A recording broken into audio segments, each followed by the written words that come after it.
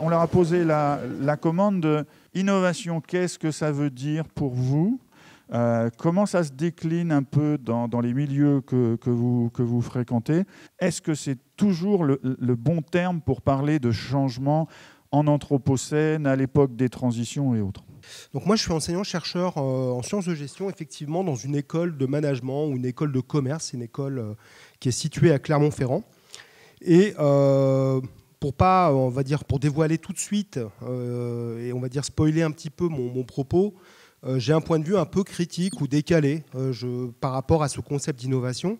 Et je voudrais juste exprimer un petit peu pourquoi. Je pense que c'est important aussi d'avoir une certaine distance par rapport à certaines notions. Donc moi, je travaille sur mon objet d'enquête ou de recherche, c'est comment faire atterrir des organisations, alors des organisations qui ne sont pas forcément des exploitations agricoles, mais qui peuvent être des multinationales du CAC 40, dans ce qu'on appelle les limites planétaires. Alors je ne sais pas si vous avez entendu parler des limites planétaires. La plus connue, c'est le changement climatique. C'est un ensemble de limites en fait, que l'on dépasse régulièrement, et dont le dépassement est quasi irréversible. Et donc, ce qui est posé en fait par ces limites planétaires, c'est tout simplement, est-ce qu'on va continuer à exister, à subsister, à habiter sur Terre. Donc, c'est la question qui est posée aujourd'hui, notamment par les rapports du GIEC, vous le savez sans doute. Et pour le dire tout de suite, je dirais qu'il y a un décalage entre ces limites planétaires et ces organisations qui font l'objet de nos enseignements dans une école de commerce. Ce n'est pas tout à fait la même chose. Est-ce que ce qu'on appelle aussi dans une école de management le développement durable ou ce qui est soutenable, etc., ou même ce qu'on appelle d'ailleurs la transition écologique, ce n'est pas totalement, on va dire, aligné, on va dire, sur les limites planétaires. Alors par contre, il y a un truc dont on parle très bien et qui est très aligné justement dans une école de commerce, c'est ce concept d'innovation. Alors un concept qui est, je dirais, pas totalement un concept, mais plutôt un mot ordinaire. Je veux dire, est-ce que ce n'est pas un mot qu'on peut utiliser tous les jours ? Est-ce qu'on ne dit pas à propos de quelqu'un qu'on aime bien qu'il est innovant ? Voilà. Et quand on dit de quelqu'un qu'il est innovant, on dit plutôt un compliment. On dit quelque chose, c'est bien, cette personne, elle est intéressante. Alors moi, je pense qu'il y a ce qu'on appelle des biais pro-innovation. On se dit, l'innovation, c'est toujours bien, c'est vachement bien, il faut innover. Et parfois, on se dit, mais pourquoi ? C'est quoi la finalité de l'innovation ? Et c'est là où je vais vous... On n'a que 10 minutes, je crois. Je vais aller très très vite, mais ce que je voudrais, c'est faire un petit peu un travail de généalogie, c'est-à-dire, en gros, d'où ça vient, quoi. Pourquoi on a développé cette approche de l'innovation ? Ça vient des organisations capitalistes modernes du XXe siècle. Ça ne vient pas de la transition écologique, ça ne vient pas de ce qu'on appelle l'anthropocène, ni des limites planétaires. Donc il y a vraiment aujourd'hui un enjeu, peut-être à penser autrement l'innovation qu'en référence avec ces organisations modernes. Moi, c'est la proposition que je fais. Alors, c'est un peu paradoxal parce que moi, je suis dans une école de management. Parfois, c'est un petit peu compliqué, bien sûr, comme le sait d'ailleurs Patrice. Mais j'assume aussi cette position de faire des contre-propositions et c'est ce que je vais essayer de tenter un petit peu aujourd'hui avec vous. Voilà, donc l'innovation, c'est lié à la croissance tout simplement des organisations. Le but d'une innovation, c'est de faire croître une organisation. Une fois, je faisais ma thèse et je suis tombé sur une définition hallucinante de l'innovation. J'y ai repensé ce matin en voiture. Je me permets de vous la partager. Ces deux auteurs japonais qui travaillent à la Harvard Business School, qui est une très très grande école dans le monde, qui disaient en fait l'innovation, c'est l'art d'inventer des problèmes qu'on n'a pas et de nouvelles solutions. Alors je ne sais pas ce que vous en pensez, mais je trouve qu'aujourd'hui, on a des tas de problèmes. Peut-être qu'une idée, ça ne serait pas d'en inventer d'autres, etc. Mais on voit bien le côté hors-sol de l'innovation, en fait, parfois. C'est-à-dire, en gros, c'est pas grave, l'important, c'est de trouver des solutions, même si les problèmes sont mal définis. Il faut un peu cette innovation qui va nous sortir, qui va créer, on va dire, de la valeur, de la croissance, etc. Donc, il y a aussi une association forte entre innovation, progrès, projet. Et la question est de savoir si on a besoin d'une alternative. Et c'est ce que je vais finalement essayer de vous proposer à partir, et c'est là où normalement dans mon discours il y a besoin d'une petite illustration, à partir d'une illustration. Moi ce que je vous propose c'est de réfléchir aux finalités de l'innovation en l'illustrant à partir d'un cas que je connais assez bien. Moi ça fait 5 ans que j'enquête les milieux de moyenne montagne. Alors j'habite dans le Puy-de-Dôme. La moyenne montagne chez nous, c'est le Sancy. Hein. Et dans le Sancy, il y a 3 stations de ski. Bon. Et je pense que vous savez qu'il y a des histoires, des problèmes, justement. On n'a pas besoin d'inventer des problèmes. Il y a quelques problèmes des stations de ski face au changement climatique. Je suppose que vous voyez de quoi je veux parler. L'absence de neige. Bon. Et dans le Sancy, il y a ce problème-là qui existe. Hein. Alors comment on aborde, comment on répond à ça? Comment on questionne finalement la finalité de l'innovation? Quelle forme finalement pour prendre cette finalité en réponse à un problème qui est quand même clairement identifié, qui est la disparition de la neige? Première option, on force le possible. C'est une citation à un grand chercheur, je ne vais pas citer son nom, à l'École des mines de Paris, qui est un grand spécialiste de ce qu'il appelle l'innovation intensive. Et il a pensé l'innovation intensive sur le modèle de l'agriculture intensive. Il s'est dit, si ça marche pour l'agriculture intensive, il n'y a pas de raison que ça ne marche pas pour l'innovation. Donc on va forcer le possible. Forcer le possible, c'est quoi? C'est de la neige artificielle. Mais alors si la neige artificielle, la neige de culture fond parce qu'il y a quand même 15 degrés et que de toute façon on ne pourra pas la stocker tout l'hiver pour faire quand même du ski, qu'est-ce qu'on fait? On fait des stations de ski indoor. On fait du ski en salle. D'accord? Est-ce que c'est ça la finalité de l'innovation? Est-ce que c'est la réponse que l'on peut apporter à cela? Alors ça, dans la station, on va dire dans le territoire de moyenne montagne du Sancy, je ne vais pas la citer, mais il y a une station. Alors il n'y a pas de station de ski indoor, mais je pense qu'ils ne seraient pas contre. Ils ne seraient pas contre de se dire, bon, si vraiment le jour on ne peut plus faire de la neige de culture, on y va. Deuxième réponse possible, qui est une réponse qui est assez classique, hein, alors encore une fois, d'un point de vue d'une école de management ou dans ce qu'on appelle une discipline de management qui s'appelle le marketing. Le marketing, pardon, c'est ce qu'on appelle la diversification. Il n'y a pas de neige, qu'est-ce que je fais? Je diversifie, c'est-à-dire que je fais de la diversification 4 saisons.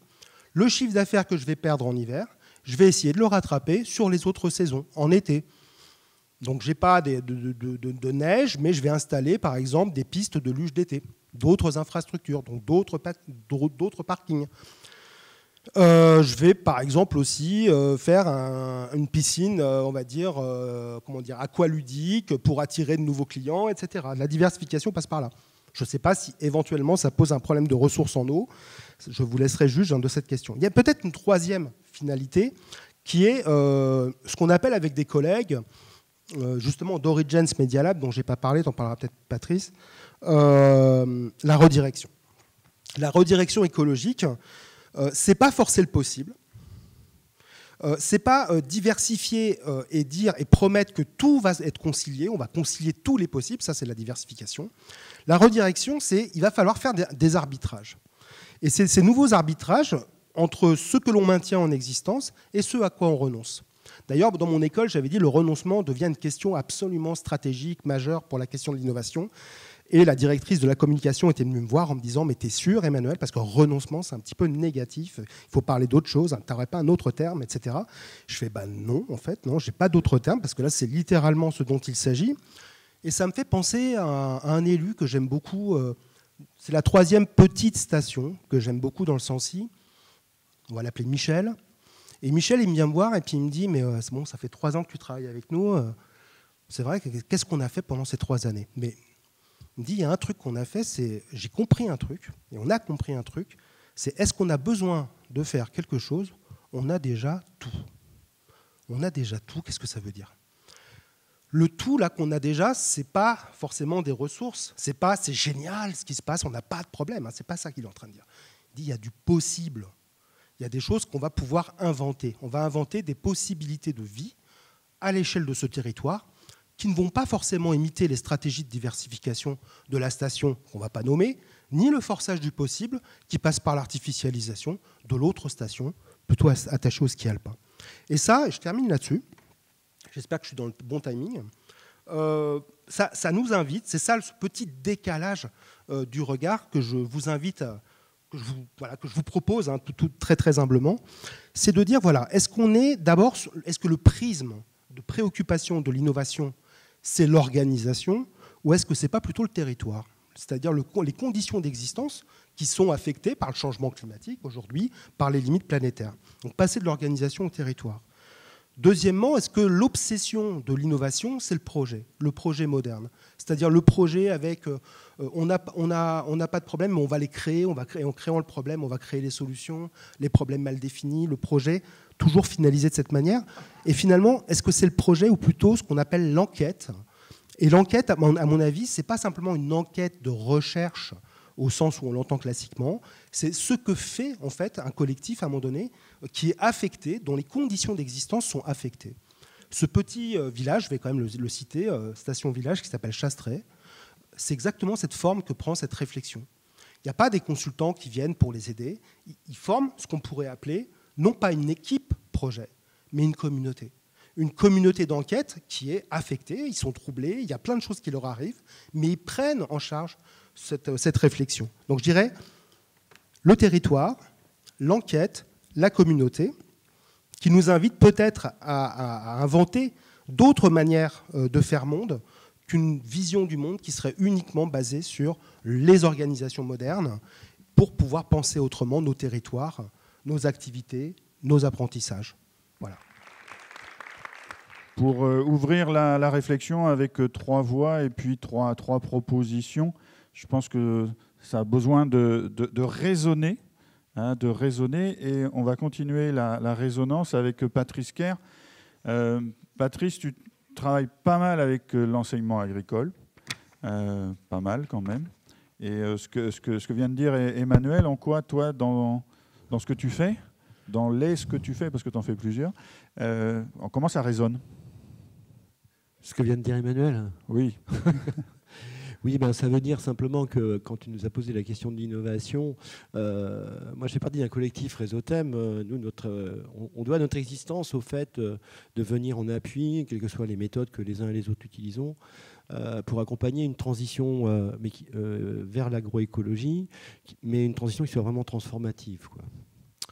Et souvent on convoque le terme d'innovation. C'est un petit peu comme ça que j'ai voulu le prendre, et j'avais demandé à Emmanuel, parce qu'on fait partie de ce collectif Origins, où, vous l'aurez compris, on est sur une question un petit peu...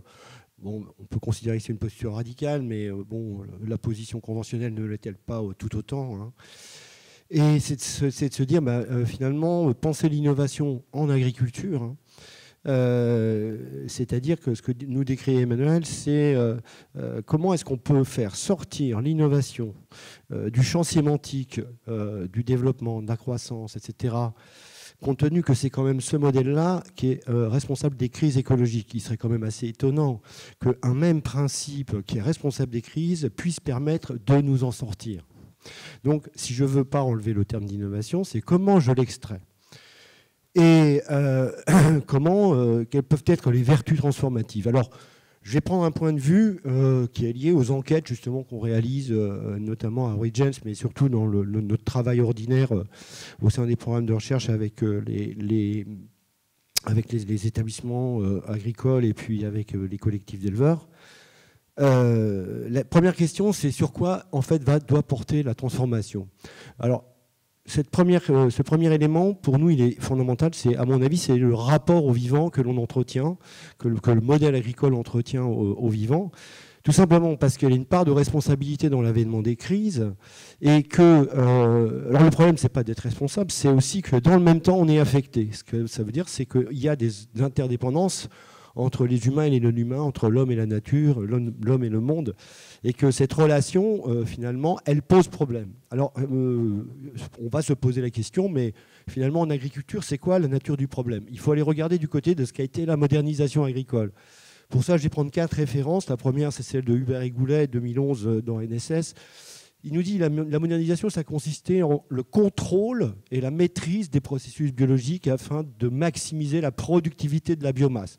Donc là, vous voyez le statut du vivant, vous voyez la nature de la relation. Doré et Bellon, sur les mondes de l'agroécologie, nous disent, en 2017, dans les éducations QAE, nous disent tout ceci, c'est fait pour répondre à des exigences sur des standards de référence des modèles agro-industriels. Et le sociologue de la modernité qui s'appelle Martuccelli nous dit et ce processus, il n'a fait que se renforcer à partir de ce qu'on appelait la grande accélération qui, au tournant des années 80-90, avec les déréglementations et l'exacerbation des concurrences qui va en fait conduire à intensifier la productivité. Et cette intensification conduisant, comme nous disent Mouret et Porcher, finalement à une intensification des métabolismes et des végétaux et des animaux qui conduit à des souffrances et des animaux et des hommes.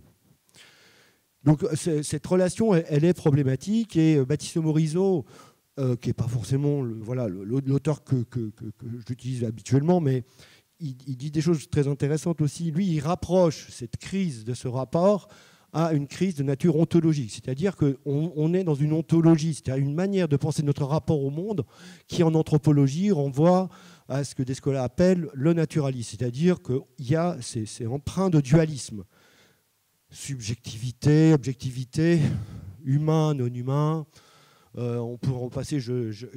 J'avais tout noté dans un petit carnet que j'ai oublié à la maison. Donc je vais devoir... fonctionner ma mémoire. Et si vous voulez, c'est donc ce dualisme, ce qu'il nous dit simplement, c'est que ce dualisme est une fable et qu'elle est responsable des crises écologiques. Alors ça, c'est un raccourci énorme, etc. Je ne vais pas en dire plus long, mais ce qui fait que la première possibilité de ce que pourrait être l'innovation, c'est pour le moins un tournant ontologique. Alors un tournant ontologique, c'est-à-dire une modification de ce qui nous distingue de ce qui n'est pas humain. Une modification qui pourrait conduire à une modification de nos rapports. Et là, je vous citerai un auteur, un anthropologue que j'adore, qui s'appelle Edward Dawkins, et qui nous dit, dans la mesure où le défi est d'apprendre à vivre autrement avec toutes sortes d'êtres, produire autrement, c'est un petit peu là, il est indispensable d'analyser dans quelle mesure l'homme est tout à la fois distinct d'eux et en continuité avec ce qui se trouve au-delà de lui. Ça veut dire simplement que dans ce genre de relation qui est basé sur le contrôle, c'est-à-dire la distinction, il faut changer cette distinction. Alors, je vais vous inviter, alors comment c'est possible? Donc, on va faire des enquêtes auprès des DEA, auprès de leurs partenaires agricoles, dans des collectifs d'agriculteurs que moi je mène pratiquement depuis 15 ans. Et donc, je vais simplement vous lire des verbatims et vous montrer qu'est-ce qui est en train de se passer dans ces processus de transformation et d'innovation. Alors le premier verbatim, je vais l'emprunter, alors si je retrouve, ce premier verbatim, il est où? Il est là. Tu me le décomptes pas, Cri-Cri. Alors oui, c'est ça. Alors c'est un moment, c'est dans une enquête que j'ai fait pas mal de trucs sur les AOP, notamment sur le Saint-Nectaire, qui est quand même le meilleur fromage du monde. Mais non, c'est la provoque, d'ailleurs. T'en as amené non, j'ai pas pensé. Moi, j'aime les épinards. C'est une fromagère qui fait du Saint-Nectaire et puis on est en train d'enquêter et on est dans la fromagerie et elle est en train de faire le cahier. Et le cahier, et alors elle nous le fait goûter. Alors moi j'ai horreur du lait, c'est vraiment bon, j'étais bien obligé quand même d'accepter. Et puis donc elle est là, elle regarde, elle observe, elle regarde la couleur, la texture, le goût, etc., etc. Puis après à un moment donné dans le discours, elle me dit: ah, c'est difficile à dire parce que c'est un ressenti qu'on a. L'été, même s'il ne me l'a pas dit, alors le s'il, c'est son mari, je vais me dire, tiens, là, il a changé de parcelle. Et je crois bien que je sais où il est allé. C'est-à-dire que là, ce qui est très intéressant, c'est qu'on voit qu'elle va capter des signaux par l'engagement du corps et des sens. Ces signaux deviennent une information parce qu'elle est en capacité, en fait, on va dire une temporalité cyclique qui est liée au travail ordinaire de l'agriculture. Tous les jours, je fais le fromage, je fais la traite, tous les ans, je fais du fourrage. En fait, elle capte d'infimes variations. Et ces infimes variations, en fait, ce qui est intéressant, ce n'est pas un savoir en soi, ça le devient à partir du moment où elle relie ces informations à quelque chose, à des êtres qui sont liés les uns aux autres. Ici, la prairie, la vache, le mari, le lait, le fromage et bien sûr elle-même. Et cette manière de rendre intelligible le monde, n'a pas besoin de concepts préalables. Hein. Ça ne veut pas dire qu'elle n'aurait pas des concepts scientifiques éventuellement qu'elle mobiliserait, mais dans ce cas précis, elle n'en a pas besoin. Alors là, on n'est plus du tout dans ce qu'on appelle le naturalisme, mais ça renvoie en tout cas à une forme qui, au regard des ontologies de Escola, s'apparente à ce qu'on appelle l'analogie. C'est-à-dire que de part en part, on donne une intelligibilité du monde où la question, la part du sensible joue un rôle complètement capital. Alors c'est l'essence, mais quand ils disent ressenti, c'est plus que ça. Qu'est-ce que c'est? Pour l'instant, on est en train de creuser cette histoire. Deuxième, alors là, autre exemple, qui lui... alors, c'est une éleveuse qui est en GAEC avec son père, et toujours elle fait du Saint-Nectaire, mais elle n'est pas... c'est conflit de génération, conflit de modèle, et quand elle vient pour qu'on l'interroge, elle me dit, viens, on s'en va, allons dans les estives, sinon je vais m'engueuler avec lui. Bon, on part avec elle et on se retrouve face à l'estive et elle me dit, je vais vous lire le verbatim, « La nature, on n'y est pas assez. Mettez-vous à la place des estives où jamais personne ne vient te voir. Ne vient te voir. On vient juste là pour te manger, là, comme une bête, ou avec un chargement de malade où tu te fais piétiner. » Vous aurez noté que là, elle commence à parler à la place de la prairie. Tu te reposes à l'automne et en hiver, où tu ne vois jamais personne, et hop, au printemps, c'est reparti. Mais vous croyez que les prairies, là, elle reparle de son point de vue, vous croyez que les prairies, elles se font plaisir? Non. Elles sont en train de se laisser mourir. Alors, ce verbatim-là, il est extrêmement intéressant. Moi, je l'avais envoyé à un collègue écologue, et sa réponse était « oups ». Il ne comprenait pas trop, il disait mais en fait elle a des croyances, etc. Ce qui est intéressant dans ce verbatim, c'est qu'on voit bien comment elle va donner, à travers le fait qu'une prairie souffre ou plaisir, hein, en opposition, et qu'elle se fait piétiner, elle lui donne en fait des sensations qui sont des sensations typiquement humaines. Elle lui donne en fait une subjectivité, le fait d'être un sujet. Alors, est-ce que c'est une propriété intrinsèque de la prairie? Pas vraiment. Mais plutôt, il faut le prendre, il faut faire preuve de discernement dans une analyse anthropologique. C'est de se dire, mais finalement, qu'est-ce que ça nous dit du monde et des genres de relations qu'elle entretient avec ces êtres-là? Ce que ça traduit simplement, c'est le genre de relation qu'elle a avec ses prairies et ses intimités. Et alors, bon, je ne voulais pas en faire des tonnes non plus, prendre encore plein de verbatim, mais en fait, ce qu'on s'aperçoit, c'est que chez ces gens-là, la plupart du temps, les qualificatifs, c'est le respect et le soin. C'est-à-dire que le genre de relations, ils s'inscrivent d'une part dans des communautés qui, dès lors qu'ils deviennent interspécifiques, c'est-à-dire, tu parlais des communautés, comment tu les as qualifiées, qui enquêtent, là, c'est bien une communauté, mais c'est une communauté multi-espèces, faite de prairies, de vaches et d'hommes. En gros, il y a des microbes, il y a tout ça. Et le sentiment qu'ils ont, c'est d'être en fait intégrés dans ce processus. Et il y a des intervenances sur lesquelles il faut porter soin. Et ça, c'est ce qu'on appelle, dans le fait de cette posture perspectiviste, c'est typiquement une sorte de revitalisation animiste au sens ontologique. Hein. Ce n'est pas de l'ordre de la croyance, c'est de l'ordre de l'anthropologie et de l'ontologie. Et finalement, il ne s'agit pas pour nous d'adopter une position extactique qui nous ferait croire, finalement, adopter ce point de vue-là, mais de prendre au sérieux, finalement, le genre de relation et les modifications que cela peut engager. Alors, vous voyez, on s'aperçoit qu'il y a bien des ajustements ontologiques, et ce tournant ontologique, lui, il s'accompagne d'un tournant épistémologique. C'est-à-dire qu'on voit bien qu'il y a une autre manière de produire de la connaissance que le protocole scientifique. Ça n'élimine pas pour autant l'intérêt qu'il y a à prendre en compte les connaissances scientifiques. Mais les deux types de savoir, les deux types de connaissances qui sont produites de façon très différente, et ce que nous dit Bruno Latour, c'est que ce n'est pas un relativisme généralisé, c'est simplement de considérer que la connaissance et la connaissance que l'on produit, l'intelligibilité du monde que l'on construit dépend de l'expérience que l'on a par rapport à ce monde. Et que là, aujourd'hui, il y a un intérêt tout à fait essentiel. Alors, il parlait d'une communauté.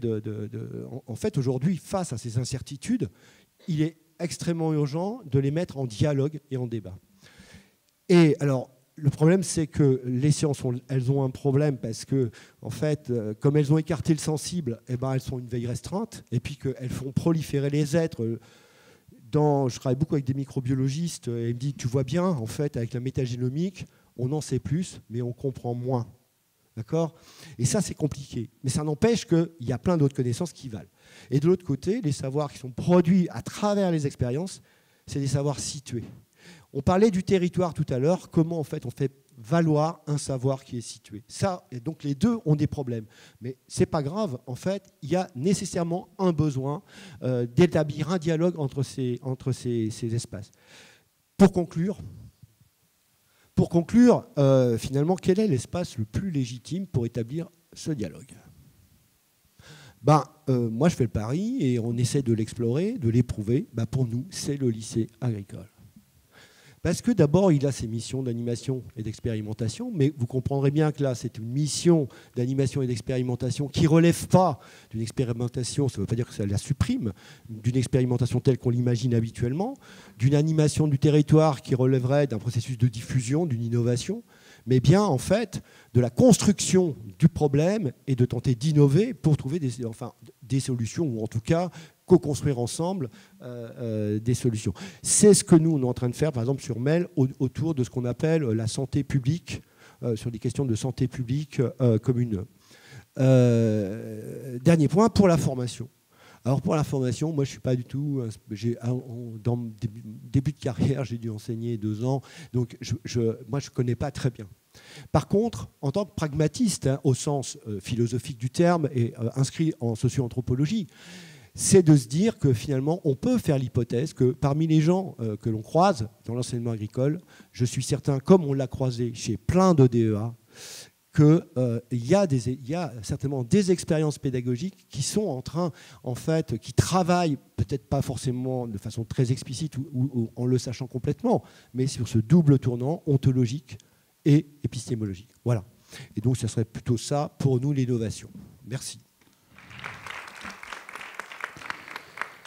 Justement, il y a peut-être quelqu'un qui va pouvoir nous parler un petit peu de ce double tournant, en allant revisiter ou en redonnant de la valeur à des travaux qui ne sont pas tout récents, mais qui, vu le contexte, on va dire, de changement, d'incertitude, et vu le contexte des rénovations, réformes dans l'enseignement agricole, peut-être que ça a vraiment de la valeur, ce dont tu vas nous parler. Donc, je laisse la parole à Nathalie Flippot. Alors, effectivement, je vais revenir sur quelque chose qui est un outil qui est très classique en pédagogie, qui est ce qu'on appelle le triangle de Housset, enfin, ce qui est le triangle de Housset, qui questionne 3 pôles dans l'enseignement. Un premier pôle, c'est le professeur, ou l'enseignant, ou le formateur. Voilà, j'ai repris les termes de Housset, qui est celui qui va dispenser un savoir, donc un deuxième pôle. Et puis on a un troisième pôle qui est l'élève, ou maintenant on dit l'apprenant pour intégrer tous les types d'apprenants. Ce que nous dit Housset, c'est que c'est important, souvent, on a un peu une focalisation, un prisme. On est par exemple focalisé sur la relation professeur-savoir dans ce qu'on appelle un processus enseigné. On peut avoir une focalisation sur le rapport entre l'élève et le savoir dans un processus qu'on va appeler apprendre. Et puis, il peut y avoir une troisième focalisation, professeur-élève, dans un processus qu'on va appeler former, où on est beaucoup dans les pédagogies de projet, par exemple, dans une dimension éducative, etc., mais dans laquelle on peut oublier le pôle savoir. Quand on est dans le pôle enseigné, on peut avoir un tel rapport au savoir, être tellement passionné par le savoir et l'envie de transmettre ce savoir qu'on oublie le pôle élève. Et le pôle élève, si on l'oublie, soit il va dormir, soit il va faire le fou. Voilà. Si on est dans un processus apprendre où on confronte les élèves au savoir, mais qui sont un petit peu livrés à eux-mêmes et que l'enseignant est trop en retrait, ça ne va pas fonctionner non plus. Donc, ce que nous dit Housset, c'est qu'il faut veiller à un équilibre, pas forcément à un instant T. Il peut y avoir des prédominances dans une séquence, dans une progression, etc. Mais sur l'ensemble de votre séquence ou votre progression, il faut se questionner sur l'équilibre à trouver et à quel moment on a plutôt intérêt à être, par exemple, dans un processus formé, ou plutôt dans un processus à apprendre avec des pédagogies inductives, etc., ou plutôt dans un processus enseigné. Dans le processus enseigné, on s'inscrit plutôt dans une pédagogie un peu traditionnelle, transmissive, le cours dialogué, voire dialogué interactif, dans lequel on renvoie une réponse d'un élève à un autre élève pour qu'il y ait un petit peu de dynamique et de questionnement entre élèves avant que l'enseignant ne reprenne la parole, mais on est sur quelque chose de globalement assez descendant quand même. Dans le processus formé, donc j'ai dit, on est souvent dans une dimension éducative ou dans les pédagogies de projet, où on travaille à l'émancipation des jeunes, etc. Tout ça qui est très bien, hein.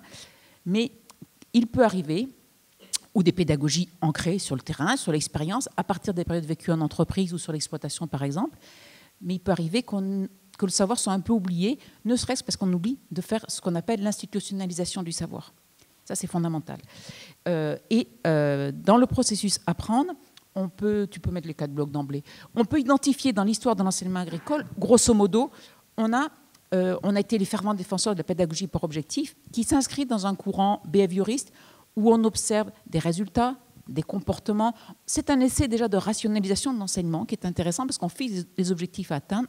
Il y a un contrat didactique qui est passé entre l'enseignant et l'apprenant, mais ça s'inscrit dans donc, le courant behavioriste, ce qu'on appelle aussi la pédagogie de la maîtrise.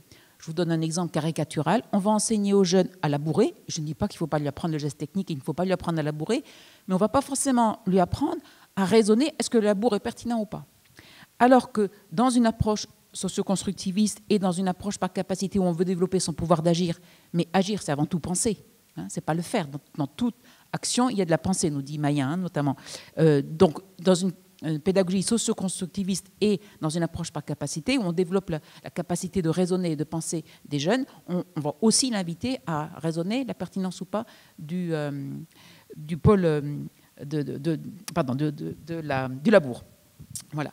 Alors, voilà pour ce petit rappel un peu historique hein, sur les fondements de Housset. Et maintenant, je voudrais un peu questionner ces 3 pôles. Sur le pôle savoir, alors vous avez sorti quelques citations, je vais en sortir aussi. Une de Patrick Mayen, hein, qui est un de nos maîtres à penser dans l'enseignement agricole. Les situations de travail, et on pourrait dire les situations sociales, ne sont ni disciplinaires ni pluridisciplinaires. Ce sont des formes de vie dans lesquelles l'action est première et les connaissances, les ressources et les instruments de l'action sont seconds. Qu'est-ce que je veux dire par là? Et en quoi les situations de transition dans lesquelles nous sommes nous amènent à transformer ou pas nos pratiques pédagogiques, en tout cas à les questionner? Mais déjà, le premier questionnement, c'est sur qu'est-ce qu'on met dans le savoir? Est-ce que c'est uniquement un savoir académique? Je crois que Patrice nous a dit que non. Est-ce que c'est un savoir qui intègre des savoirs pragmatistes, des savoirs de l'expérience, ce qu'on appelle les pratiques sociales de référence, par exemple? Est-ce que c'est uniquement un savoir stable qui est reconnu comme valide par une communauté, notamment académique, ou est-ce que c'est aussi des savoirs mouvants, en construction, sur les transitions? Il y a beaucoup d'incertitudes. Il y a des différences de légitimité. Il y a la légitimité des scientifiques, il y a la légitimité des maîtres de stage ou d'apprentissage, il y a la légitimité des familles pour nos apprenants qui sont issus de familles agricoles. Donc ça peut confronter les enseignants à des discours différents et des légitimités différentes, ce qui n'est pas si facile.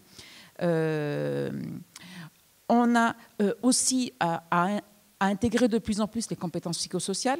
Patrice a parlé du sensible, moi je parlerai aussi de l'émotion. Hein. Comment est-ce qu'on gère l'émotion, puisque les transitions, ça génère des émotions chez les apprenants, mais chez nous aussi. Est-ce qu'on le verbalise? Est-ce qu'on en fait quelque chose ou pas, hein? Donc voilà, donc le savoir, il nous semble qu'on a à enseigner moins que des pratiques finales. Ce qu'on faisait dans le behaviorisme ou dans l'approche par objectif, c'était quelque chose d'assez fixe, hein, alors que là, on est plutôt à devoir enseigner des actions, des situations en phase de transition. Qu'est-ce que c'est qu'agir en phase de transition? Ce n'est pas du tout la même chose. Donc on a beaucoup moins de certitude. Alors, on peut, face à l'inquiétude, à la déstabilisation, au sentiment de ne pas être compétent, au doute sur les choix d'orientation, etc., on peut travailler à partir de situations problématiques. Hein, et c'est ce que vous disiez tous les deux, hein, partir du réel en fait, hein, et questionner ce réel, faire des hypothèses, rechercher des informations, construire des raisonnements. Et Emmanuel a parlé d'enquête. Hein, et effectivement, l'enquête est une démarche tout à fait intéressante. Et ce que Dewey, qui est un penseur du début du XXe siècle, hein, appelle enquête, et ce que Michel Fabre appelle la problématique, hein, c'est une manière d'apprivoiser le changement, hein, complètement différente de celle de la modernité dont tu as parlé. Hein. La modernité cherchait des points fixes. Hein. En dehors du changement, on cherche des certitudes. Dans l'agriculture conventionnelle, qu'est-ce qu'on fait? On cherche à réduire l'incertitude. Alors que dans l'agroécologie, on cherche au contraire à ouvrir les possibles et à travailler avec l'incertain, parce que de toute façon, on est confronté à l'incertain. Donc, dans la démarche d'enquête au sens de dit oui, c'est une enquête au sens d'un travail de pensée, de raisonnement, hein, de questionnement, de problématisation, et sur le comment faire face à des points fixes provisoires. Hein, donc, mais ce n'est pas non plus tout remettre en question à la fois, ce n'est pas non plus être dans une espèce de relativisme absolu, tu l'as dit Patrice, je crois, hein, encore moins de complotisme et de doute absolu. En revanche, enseigner le doute, ça fait partie aussi, je pense, des savoirs à transmettre en termes de méthodologie, de compétences transversales, surtout à une époque où il y a beaucoup de fake news, beaucoup de réseaux sociaux qui peuvent être complotistes, etc. Enseigner le doute et donc la pensée critique, hein, c'est vraiment fondamental. Alors, sur le pôle maintenant, enseignant, ben, qu'est-ce que ça vient interroger sur le pôle enseignant? Eh bien, est-ce que la réflexion pédagogique et didactique, elle est initiée par le savoir à transmettre, ou est-ce qu'elle est initiée par les capacités visées, qui sont intégratives, hein, pas forcément pluridisciplinaires, mais au moins intégratives? Quel est le rapport de l'enseignant au savoir, hein? Quelle conception du métier? Quel lien il fait avec les 5 missions de l'enseignement agricole, avec les politiques publiques, dont l'agroécologie, mais j'en citerai une autre tout à l'heure. Hein. Est-ce qu'on a une conception du rôle de l'enseignant comme seul maître à bord de sa classe, dont la porte est souvent bien fermée, ou est-ce qu'on est sur un pouvoir d'agir de collectif intercatégoriel? Lors d'une session d'accompagnement du BTS Aménagement paysager, on a eu une équipe qui a témoigné d'un travail qui a été fait dans le cadre de la semestrialisation, hein, c'est-à-dire la possibilité de passer la formation en tout ECCF. Ils ont travaillé leur ingénierie pédagogique avec les maîtres d'apprentissage. Donc ça, le résultat était on ne peut plus pertinent. Quel apprentissage de la démocratie? Quelle place on donne aux élèves? Je pense à l'établissement de C, je crois qu'il y a un représentant de l'établissement de C qui est ici. Il y a une équipe pédagogique qui a travaillé sur l'innovation pédagogique en lien d'abord avec l'évaluation sans notes, puis après ça a largement élargi. Et ils ont invité les apprenants, les étudiants, à des réunions régulières le lundi matin sur comment on mène cette expérimentation et qu'est-ce qu'on planifie pour les séances suivantes. Ce n'est pas de la démagogie, c'est vraiment échanger avec eux sur les pratiques pédagogiques et didactiques les plus pertinentes pour eux. Bon, j'ai aucun doute sur le fait que ça puisse motiver les jeunes. Est-ce qu'on est dans une progression individuelle ou une ingénierie collective, hein? Comment est-ce qu'on conçoit son métier, hein? Ingénierie collective, y compris avec les partenaires du territoire, on en a parlé tout à l'heure. Hein? Du point de vue de l'apprenant maintenant, troisième pôle, est-ce qu'on le considère comme un récepteur, voire un réceptacle, avec cette idée quand on interroge les enseignants ou les jeunes enseignants, les agents contractuels par exemple, sur ce qui les motive pour venir dans l'enseignement, c'est immanquablement la transmission. Comme si on pouvait, à partir d'une information, passer d'un cerveau à un autre et que c'était intégré. Mais ça, rien ne garantit que des informations transmises à un individu se transforment en connaissances et encore moins en pouvoir d'agir. Est-ce qu'on le perçoit comme un acteur ou un futur acteur, comme un enquêteur, on en a parlé, comme un sujet autonome ou tout au moins un sujet qu'on aide à construire son autonomie, puisqu'on l'accompagne, mais un jour il faudra qu'il puisse se passer de nous. Hein. Est-ce qu'on le considère comme un futur citoyen, comme un professionnel doué d'un pouvoir de questionner, d'agir en introduisant là aussi la notion de collectif, puisque quels que soient les métiers qu'on exerce, on exerce rarement son métier tout seul, indépendamment des collectifs. On est très interdépendant et beaucoup plus que les discours ambiants sur l'individualisme, etc., veulent bien nous le dire. Donc, vous voyez qu'on passe non seulement du behaviorisme au socioconstructivisme, mais avec l'approche par compétence de la mobilisation de ressources internes, mais aussi externes. Les ressources externes, notamment les ressources sociales, c'est-à-dire qu'être compétent, c'est savoir utiliser ses connaissances, ses habiletés, etc., donc tout ce qui est les ressources internes. Mais dans les ressources externes, on a des procédures, on a des bases de données, on a des centres de documentation, etc., mais on a aussi des collègues ou d'autres partenaires. Hein. Est-ce qu'on pense à la mobilisation des ressources externes dans l'enseignement? C'est une question. Hein. Et puis, en guise de conclusion, après je pourrais revenir sur un exemple si on a du temps, mais on verra. Je ne veux pas monopoliser la parole, peut-être que tu as prévu un temps d'échange. Hein, voilà. tu as questionné la finalité de l'innovation. Moi, je voudrais questionner la finalité de l'éducation, ou pas vraiment la questionner, plutôt l'affirmer. La finalité de l'éducation n'est pas d'apprendre des choses, elle est d'apprendre à penser. Ça, c'est infiniment plus important, surtout quand le savoir, il est mouvant. Alors, je ne dis pas qu'il ne faut rien apprendre et qu'il n'y a pas des savoirs stabilisés. Hein. On a besoin de savoirs stables, de s'appuyer sur les travaux de la science. On a besoin, pour conduire ce type de pédagogie, d'une grande expertise disciplinaire, encore plus qu'avant. C'est beaucoup plus difficile d'enseigner à partir de situations authentiques et dans une pédagogie par compétence ou par capacité. On a besoin vraiment d'encore plus d'expertise disciplinaire, mais il ne s'agit pas uniquement d'enseigner que, si vous voulez. Il s'agit surtout d'apprendre à penser et à penser par soi-même le plus possible. Hein. Je vous ai dit, développer la pensée critique.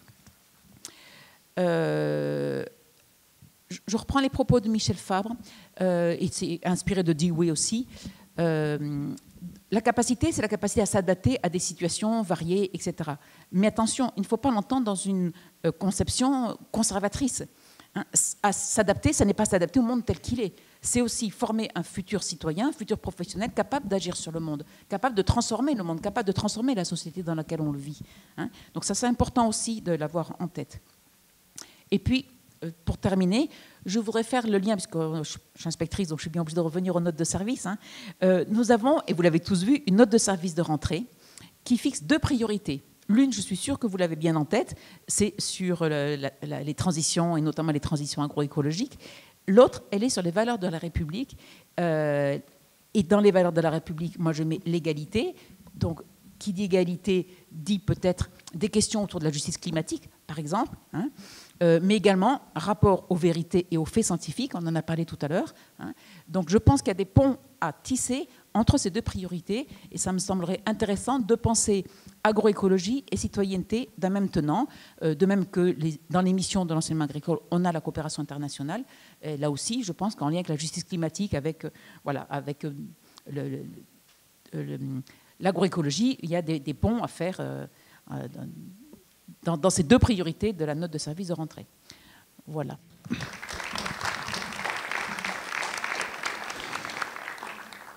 Moi, il y a des mots que j'ai entendus, je ne vais pas commenter, mais il y a quelques mots que j'ai entendus, dont un qui revient souvent, qui est celui de citoyenneté.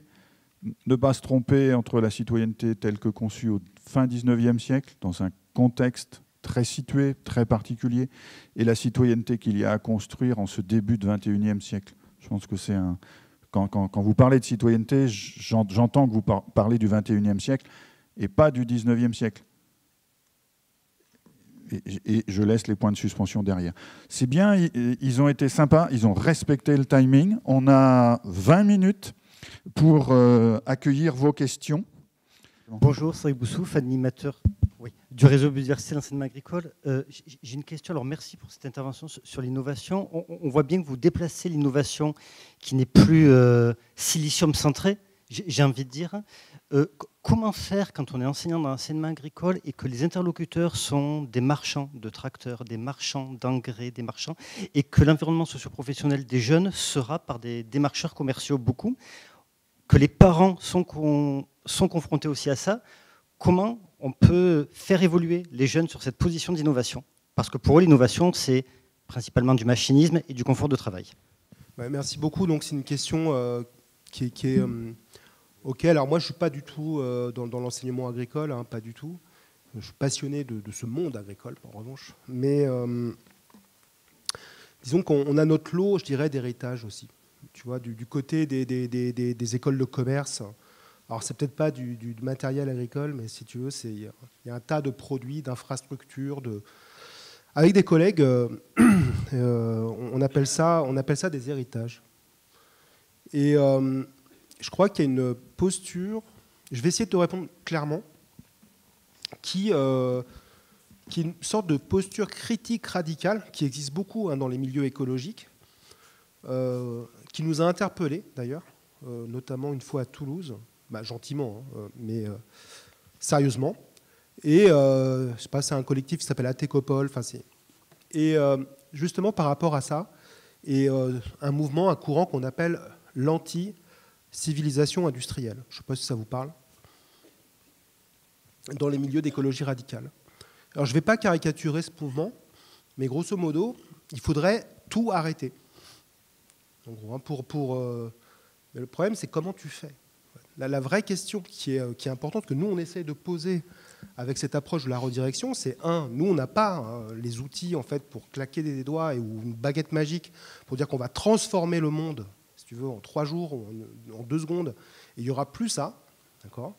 Mais ce qu'on peut faire, c'est, et je reprendrai peut-être les termes que tu utilisais, c'est de retrouver des capacités de penser, de planifier, de repenser aussi les outils, de reconcevoir. Moi, je pense qu'il y a aussi une activité très importante qui porte à la fois sur la pensée critique, mais aussi sur les outils, sur le fait de repenser nos apprentissages et leurs finalités.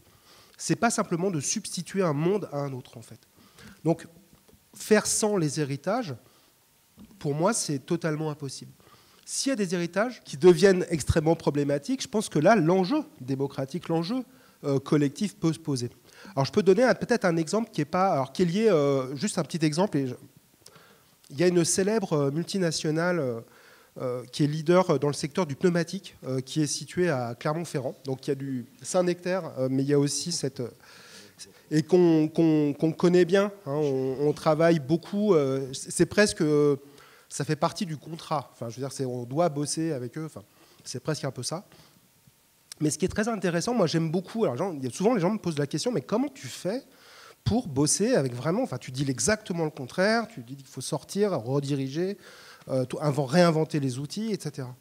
Ouais, mais les managers intermédiaires, là, ou les gens qui doivent justement gérer des transitions écologiques, il y en a pas mal en fait chez Michelin. Enfin, on gère aussi des fermetures, mais des autres fermetures, des fermetures de sites notamment, mais ils ont cet objectif et ils ne savaient pas en fait du tout comment faire. Et je pense que ce qui est intéressant, c'est qu'il y a ces communautés, il y a une communauté qui est en train de se construire, il y a exactement la même, très analogue, dans le secteur aéronautique à Toulouse, d'ingénieurs, de gens qui se disent « Ok, comment je vais faire justement pour arbitrer, c'est-à-dire essayer de faire valoir ce que je vais maintenir en existence et ce à quoi je vais renoncer ». Et je pense que c'est s'engager. Enfin, je ne vais pas aller plus loin, mais en fait, il faut travailler avec. Tu ne peux pas faire ça, en fait. La vraie question, c'est que je pense que ça, c'est la réponse qu'on avait donnée à Toulouse au mouvement un peu anti-civilisation industrielle. On est d'accord, mais on ne va pas aller vivre. Nous, on aime les ZAD. Il y a des gens qui ont travaillé sur les ZAD. La ZAD, c'est bien. On a toujours dit que c'était bien. Mais le problème, c'est qu'il y a un ailleurs aussi de la ZAD. Enfin, je prends l'exemple de la ZAD parce que clairement, l'exemple qui était donné tournait autour de la question de la ZAD, etc. Il y a plein d'héritages, plein d'infrastructures, plein de lignées technologiques. Il va falloir se les coltiner, en fait, dans les 10, 20, 30 prochaines années. Ce n'est pas un truc comme ça qui disparaît uniquement parce qu'on a lu un livre ou parce qu'on a écrit un bouquin. Tu vois. Donc je pense qu'il y a vraiment cette question presque technique. En fait. Il va falloir revenir à des dossiers administratifs, techniques. Pour citer Diego Landivar, notre cher collègue et ami, qui nous qualifie des éboueurs de l'écologie. C'est-à-dire les personnes qui viennent justement là où il n'y a plus... On ne nous raconte pas le storytelling, les grands récits de la transition lumineuse, verte et tout ce que tu veux. On veut s'attaquer aux problèmes difficiles, justement, et peut-être que l'exemple que tu cites en fait partie. Moi, en fait, j'ai rien à dire à ta question, parce que je ne sais pas. Tu vois, d'un point de vue pédagogique, je ne sais pas. Par contre, si je transforme ta question du côté de ce qui nous concerne, nous, collectif Réseau Thème, venir en appui, ce que dit Emmanuel, c'est essentiel parce qu'on repère plein de pépites, mais en fait, c'est là où ça coince, où ça frictionne qu'il faut aller. C'est-à-dire, il y a bien des héritages de la modernité avec lesquels, de toute façon, on doit faire. Par contre, comment on fait ? Rendre compte, il y avait il y a deux directeurs d'exploitation qui savent, on se connaît bien, on se connaît depuis au moins 15 ans. Et en fin de soirée, comme ça, ils me disent, Patrice, est-ce que tu peux nous aider à expliciter ce que l'on fait ? Parce qu'on en a ras-le-bol. Alors eux, ils se désignent comme faisant de l'agroécologie paysanne. Ils sont en bio, etc. Parce qu'en fait, quand on nous interroge que sur le champ technique et comptable. Et on voit bien qu'il y a des arrière-plans socio-anthropologiques, il y a des arrière-plans politiques, mais au sens noble, hein, c'est pas et ontologique. Et voilà. Et alors bon, il y a une manière de faire comme nous on fait, c'est d'enquêter, de rendre compte, d'expliciter, de regarder quels sont les processus par lesquels ceci se transforme. Hein, comment, voilà. Et puis il y a le dernier point, c'est ou alors il y a des manières. Bon, on a un collègue qui s'appelle, qu'on n'a pas appelé Hervé, qui lui emmène des directeurs d'exploitation qui sont en grande difficulté. Il dit et qui savent pas comment faire. Donc on va les emmener, parce que Hervé c'est pas un sociologue, non, ça c'est moins qu'on puisse dire, mais c'est un gars, c'est un ancien DEA qui connaît bien les choses, mais qui peut pas parler tout à fait. Il faut simplement montrer. Donc il les trimballe et il va montrer là où et ils vont se questionner. Et qu'est-ce qu'ils font? Et ben ils font une enquête sans le savoir. Et c'est pas entre nous, c'est pas l'entretien stratégique. L'entretien stratégique, ça c'est une vraie enquête. Voilà.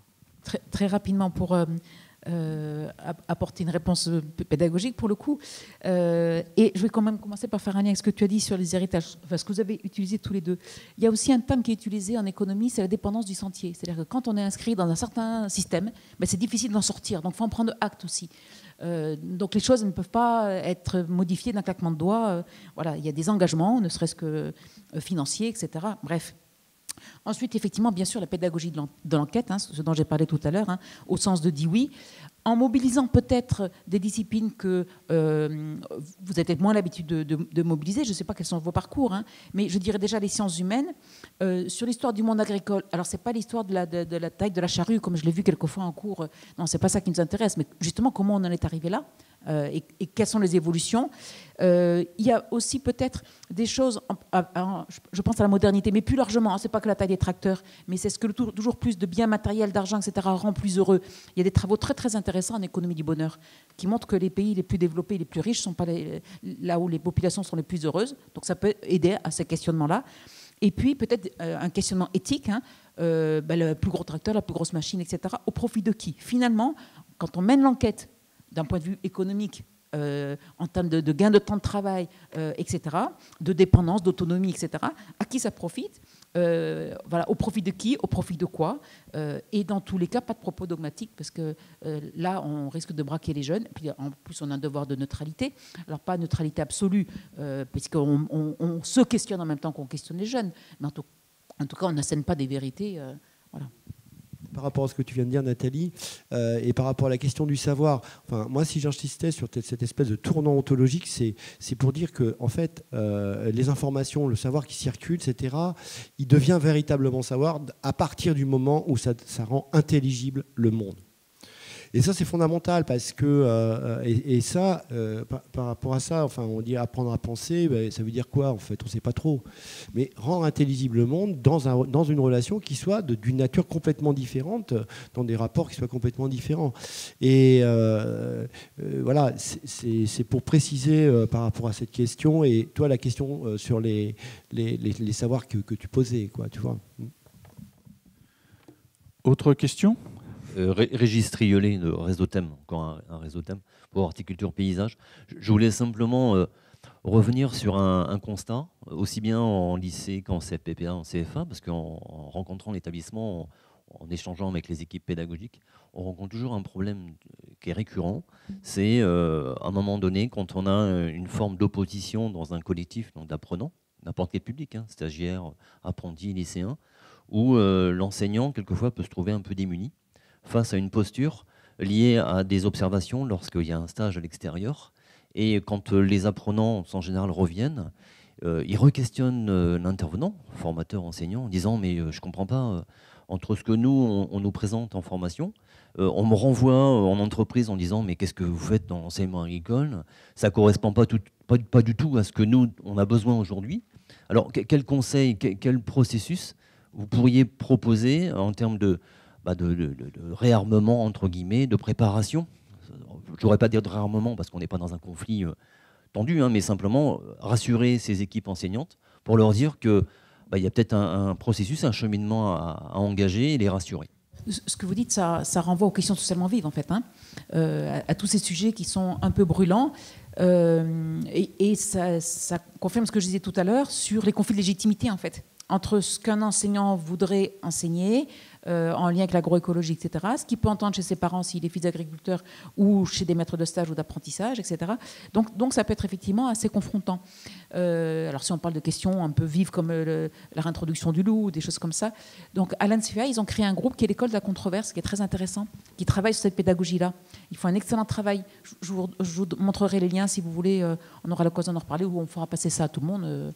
Voilà. Mais, parce que là, je ne veux pas monopoliser la parole, mais il faut un travail très intéressant, à la fois sur le traitement de ces questions socialement vives et ce qu'on appelle les pédagogies du futur, avec la construction de scénarios, etc., où ils essaient de travailler sur des scénarios du futur, un scénario qui est celui qu'on ne voudrait pas, qui est un peu un scénario catastrophe, un scénario idéal, mais il y a peu de probabilité de se réaliser, et puis un scénario qui serait un peu raisonnable vers lequel on voudra aller, mais pour lequel il faut agir.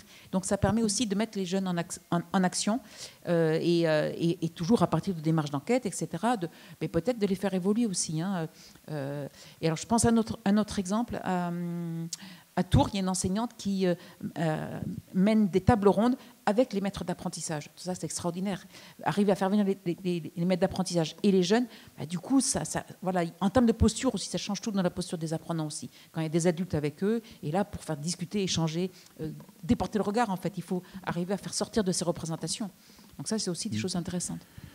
Élargir peut-être un peu la question à celle de la mise en travail des postures, parce que parfois aussi, les acteurs du monde social comme les enseignants, se campent dans des postures parce qu'elles sont finalement plus faciles, entre guillemets. Hein, parce que, et comment on arrive à enclencher des mouvements, peut-être pas changements, mais au moins des mouvements dans les postures.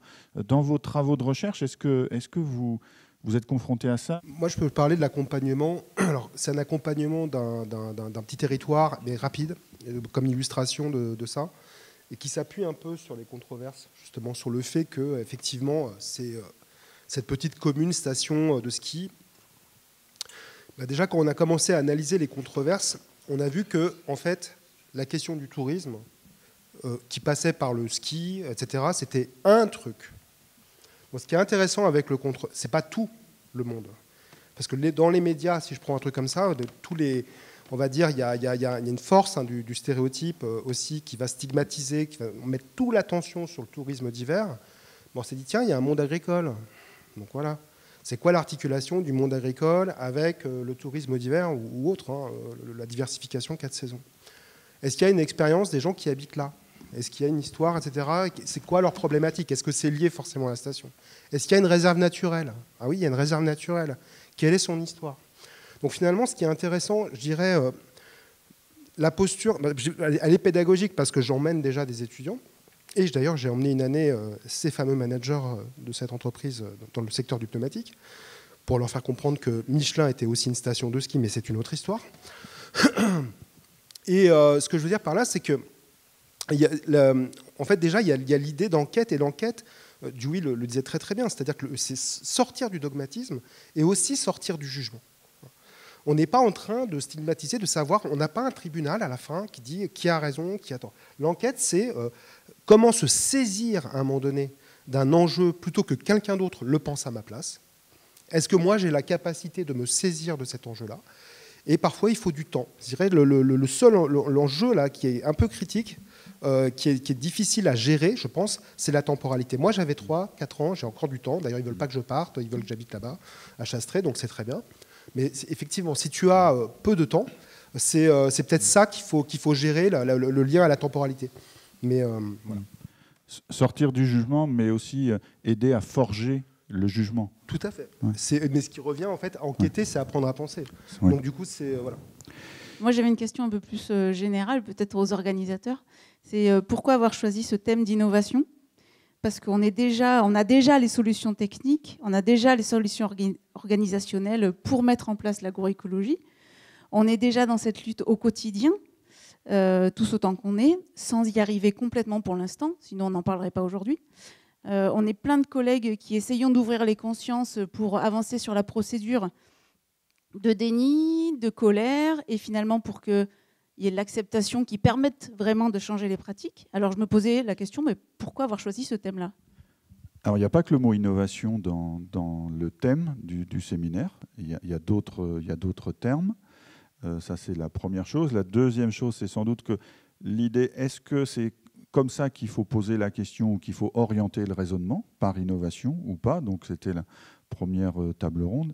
Et puis, le troisième élément de réponse, il y a des ateliers où justement, vous allez sans doute échanger, confronter vos regards sur ces questions-là pour, on l'espère, dans les restitutions, peut-être nous proposer d'autres focales, d'autres nœuds, des nœuds à travailler que vous avez envie de travailler. Et donc, c'était une question aux organisateurs. Je ne sais pas si... Voilà, je réponds mal, mais... Moi, je ne veux pas répondre à la place des organisateurs, Pauline. Mais en fait, tu as raison. Mais le constat, c'est quoi? C'est que depuis l'agriculture multifonctionnelle, avec la réforme Rocard de 84, l'agriculture durable tournant des années 2000, l'agroécologie en 2014, je me trompe les trucs. Qu'est-ce qui se passe dans le monde agricole? 98% des agriculteurs passent par l'enseignement agricole. Et moi, je ne dis pas qu'on fait mal le job, mais il y a un problème. D'une part, et l'information, elle ne peut pas tout non plus. Hein, okay, ça veut dire que la question de l'innovation, tu ne vas pas dire qu'on n'en entend pas parler sans cesse. Il faut la transformer. En fait, il faut le sortir, d'une part, et il faut réfléchir à la place et le rôle que l'enseignement agricole. Il y a bien à s'interroger sur la manière dont on peut insuffler une injonction quand même dans ce qui est en train de se passer aujourd'hui, quoi. Enfin, clairement. Si vous ne l'avez pas encore écouté, je vous invite à aller faire un tour sur les podcasts de France Culture. Il y a une émission qui s'appelle la série documentaire. Il y a 4 émissions. Ça s'appelle Apprendre la Terre. Et on entend des enseignants, on entend des jeunes, on entend des chercheurs. Et il y a encore du boulot, quoi. Il y a encore du boulot. Et moi, il y a un mot qui ressort beaucoup dans tout ce qui a été dit, c'est le mot travail. Il faut remettre en travail. Il y a plein de choses à remettre en travail. Et ces notions-là, les 3 qu'on a mis au cœur de ce séminaire, il faut qu'on continue de les mettre en travail. Parce que c'est pas parce qu'il y a quelques personnes qui sont là et dans d'autres cénacles qui avancent que nos collègues, les jeunes, les acteurs du territoire, se sont vraiment mis au travail. Donc... La semaine dernière, il y a eu la présentation du Shift Projet, la première partie de son travail sur l'agriculture. Vous l'avez, voilà, moi j'ai trouvé ça très intéressant. Il y avait une enquête, comme toute enquête au sens classique du terme, hein, elle est perfectible, il peut y avoir des biais, etc. Mais quand même près de 8000 agriculteurs, 87% qui se disent inquiets par les transitions et le changement climatique. Voilà, donc mais ils ont envie de bouger certainement, ils ont sans doute besoin d'être accompagnés. Et je reviens à ma notion de dépendance du sentier, c'est que c'est pas facile d'en sortir. C'est pas forcément un refus. Seuls 7% qui disent qu'en aucun cas, ils ne veulent changer leur pratique. 7%, c'est pas beaucoup. Hein. Merci pour cet échange. Je pense que vous pouvez les remercier.